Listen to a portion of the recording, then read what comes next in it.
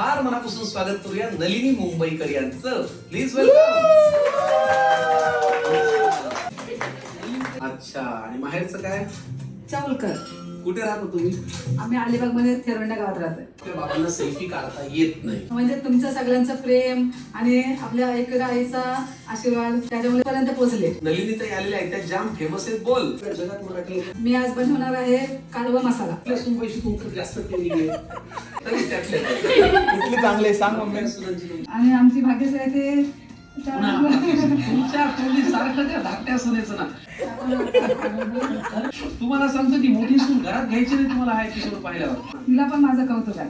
तिला आहेस, तुम्हाला नाही हे मी नलिनी मॅडम.